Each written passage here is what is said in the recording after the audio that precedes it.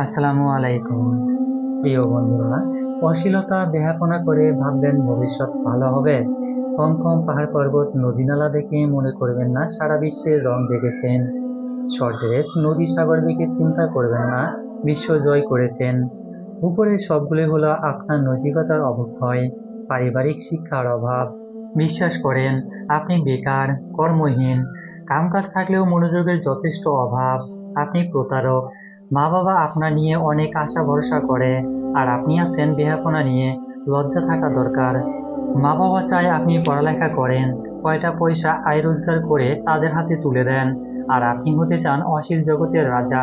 কি চিন্তা ভাবনা আপনার! বিবেক বুদ্ধি জাগ্রত হবে কবে? মানুষ হবেন কবে? আপনি যতই অশ্লীল হবেন ততই ধ্বজভঙ্গে পরিণত হবেন। ধ্বজভঙ্গ মানে হলো যৌন সমস্যার শেষ পর্যায়। একবার ধ্বজভঙ্গ হলে সহজে আরোগ্য হয় না, ফলে স্ত্রীর চাহিদা পূর্ণ হবে না।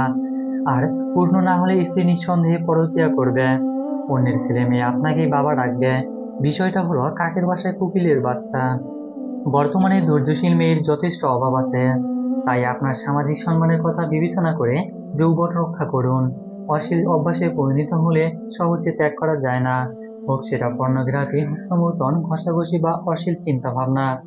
খারাপ অভ্যাস খুব মারাত্মক, কেবল ভুক্তভোগীরাই টের পাচ্ছে।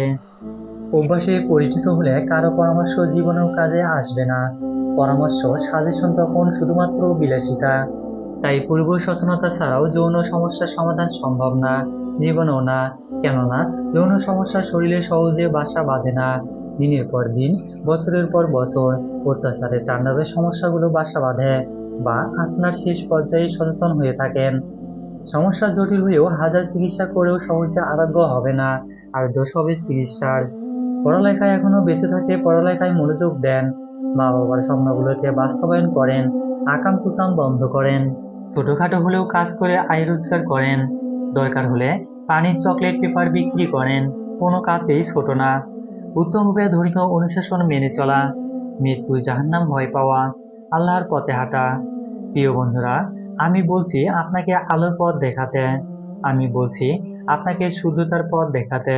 আমি বলছি আপনার ভুল পথ থেকে ফিরে আনতে।